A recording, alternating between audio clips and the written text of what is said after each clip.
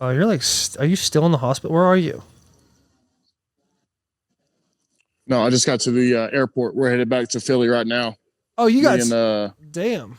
me and Nate Geary. Nate Geary. I like that, dude. Yeah. Oh, shit. Let me intro you real quick and then we'll pop this shit off. That's impressive. Ladies and gentlemen, boys and girls, it's not always just me now, all right? I know Will is gone, but here's what we're going to do. Lane Johnson, the 3-time Pro Bowler, 1-time All-Pro cat, stud out of Philadelphia, here with me on Bussin with the Boys to talk about some hot heat that's been going down in Philly that we're going to get down to today. But first, Lane, you had surgery. And I know you were, was it your ankle you had surgery on? Yes, sir. Man, so, and you, when you were on the podcast. You're kind of breaking up on me. See, goddamn, he says I'm breaking up. Yeah, no, I can hear you now. You can hear me now. All right, we'll cut that part out. You know what? We might not cut that part out. What happened with your ankle? Is it the same ankle that you were dealing with this offseason when you were on the bus earlier? Yep. So ended up getting tightrope surgery 3 weeks before the season. We tried to do the Tua kind of program. So I came back in 3 weeks, which I probably shouldn't have, and tried playing through the year, but I ended up like tearing apart my deltoid ligament, and so they had to go in and repair that, and then redo the whole tight ropes in different spots. So I felt like I was on a wobbly shopping cart for most of the year. But yeah, basically the thing was just so loose it was starting to cave in. But Mr. Bob Anderson took care of me, and should be back in about 4 months. Oh, 4 months is not that bad at all, dude. And you were dealing with that before. Yeah, it's not bad. You were dealing with that before, and now yes. Now you're back, feeling good, doing better. Now you're going to get on a flight right now. You get on a flight. Are you worried about that thing blowing up at all on you? I'm not. They gave me some feel good stuff for the flight, so should be taken care of. Me and a White Snake over here. White Snake, look at the boy. I like it. I saw you guys holding hands before. Was that before or after surgery? That was after surgery. It was before and after. Before and after. You got to hold hands all the way through, dude. All the way through. From a Philadelphia Eagles standpoint, man. Well, give me your perspective about what's been going on there, because started off the year and the O-line, right? You're the dude, you're the cat. They bring back Peters for 1 more year. They say he'll probably come back for 10 more years, but they bring back Peters, and now like some injuries have happened, some stuff, and you know, we had the problems with the Titans with the O-line. Seems like a lot of sacks are going on now, and now your boy Carson Wentz. What happened? Do you think Carson Wentz's situation has to do with the O-line? Or is this a Carson issue just because it's Carson?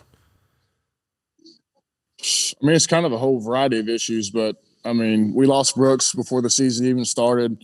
And then week 2, we lost Isaac, and JP was trying to play guard for a little bit, and Dillard ended up getting hurt in training camp. So JP had to move back to left. So really throughout the first, 12 games, it's been, like 11 different whole O-line starting groups. So a lot of young players that came in that haven't really played a whole lot. So other than that, I mean, it's been pretty consistent of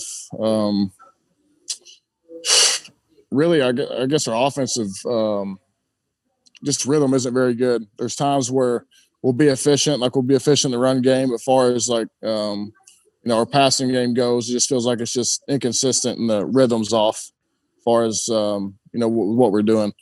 So a lot of sacks are on the O-line and some are on Carson. Let's say about 50-50.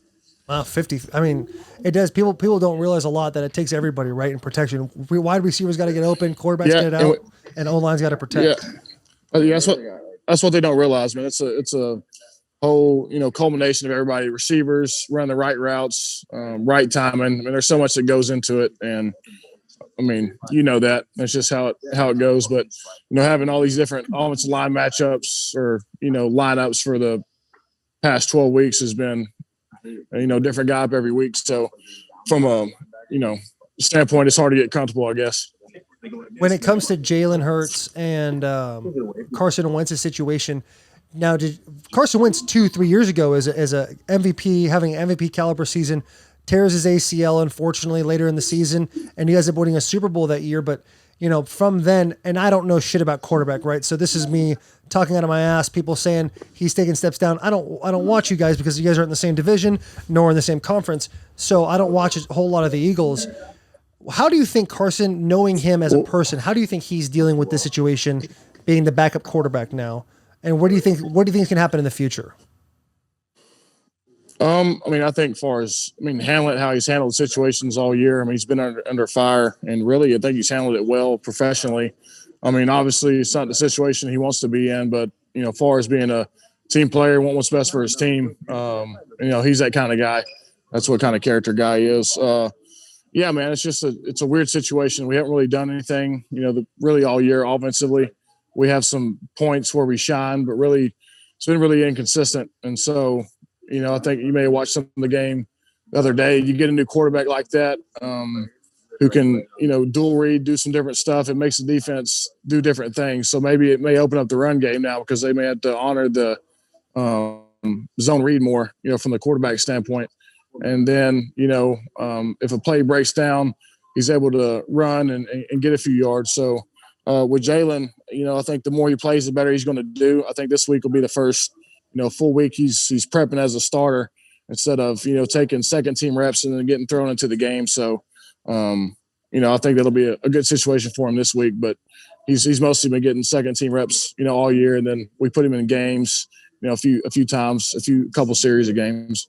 Or for the past few games. Yeah, last year when we were going through everything, I had that PED thing, so I was running with the twos with Ryan Tannehill, and so we're playing, and everyone's kind of figuring out towards camp. Hey, Ryan can sling this thing. What's the deal? So obviously, what happened in week 6 and the way that Ryan played and has continued to play. Do you what did you see from Hurts? Is it Hurts or Hearn? Hurts, right? Hurts. Yeah. What have you seen from him in camp? Do you expect that level of success that like Tannehill had coming out, or is it going to be a little different based on the injuries and stuff like that? I really don't know what to expect. From what I've seen in practice and in training camp, he throws a really good ball. He's super athletic and he makes good decisions.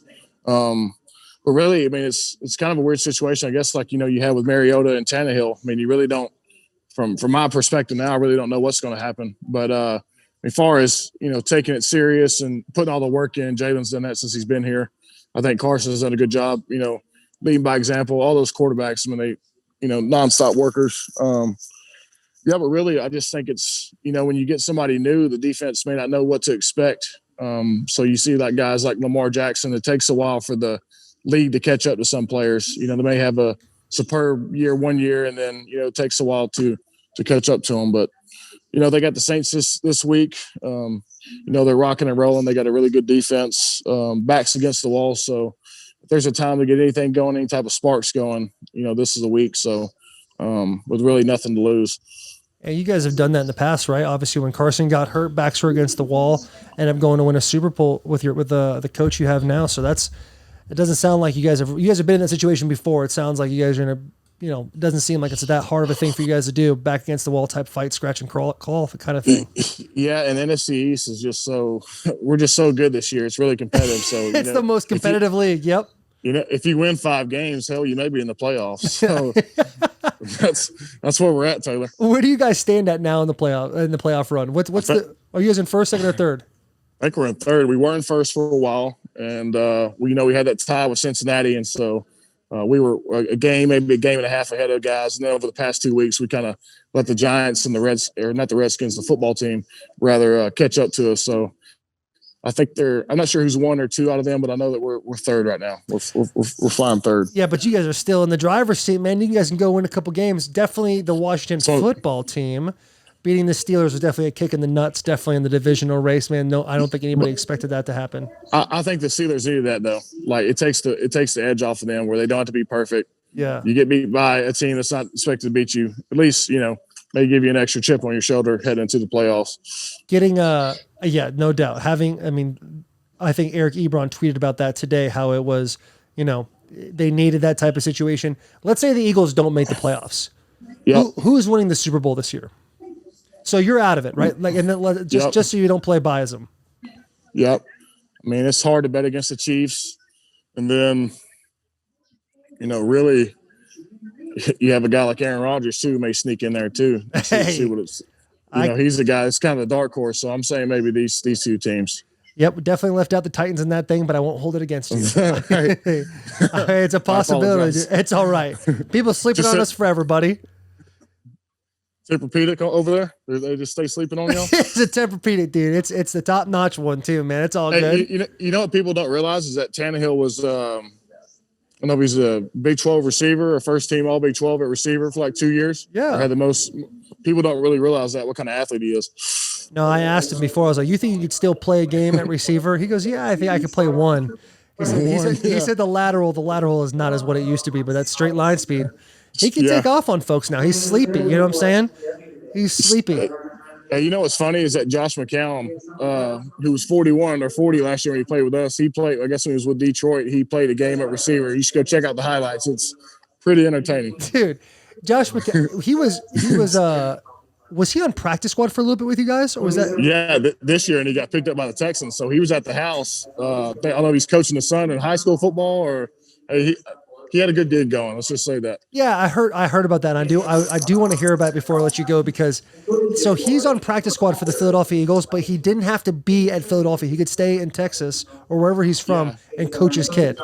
Yeah, it was like, for an emergency situation, kind of like what we didn't want what happened to the Broncos happen to us with the quarterback situation. So that was kind of the reason behind it. So, but we, I guess a few weeks ago, he ended up going to the Texans. So, he switched sides on us. Damn. And he's got to be in Houston? Yeah, he lives there in Jacksonville, which is kind of close to Dallas. Yeah. But, it's not too far, a few hours. So he's got a good gig. He's got a damn good gig going. Hey, good for him, man. Happy for him. He's got another year under the belt, 41 years old, crushing it, dude. Hey, next time you have anything happen to you, we got to go into the knife. Tell the Philadelphia Eagles not be cheap and get you the jet. My God, I can't believe you're flying commercial right now. It's ridiculous. I just hope I'm in first. I mean, if I'm not, I at least can I get an exit row. Yeah, get that exit row piece. I got this big scooter. We got to have somewhere to put it. Hey, how dead is that airport? I haven't been in an airport since this whole COVID thing started. There's we're in Green Bay, Wisconsin right now. There's probably 6 people in this whole airport. That's where you went to get surgery, is Green Bay, Wisconsin? Yeah, so actually me and Nate bummed a ride up here on Saturday with the team and then ended up do like a consultation Sunday, and then we had surgery yesterday. No way. Yep. That is funny, dude. You're going back to Philly now? Back to Philly now. And now you're going to stay in Philly and do your rehab there, or are you going to go back home? Yeah. I'll probably go back home for a little bit. Yeah. And then, I don't know, OTAs, I don't know if that's going to happen this year. Usually around that time you start, coming back and rehabbing, but who knows, man? Nobody knows what's going to happen. You and I both know that missing OTAs is never a bad thing. Hey, never a bad thing. Never a bad thing. Especially at this point in our career. No question, dude. Well, I'll tell you what, I hope you get healthy. Next time you get on a flight to go home, use a jet. You have a fat contract, so I'm proud of you. Happy for you, dude. What are you doing? We'll talk to you soon. Yes, sir. Good to hear from you, buddy. All right, buddy. Talk to you later.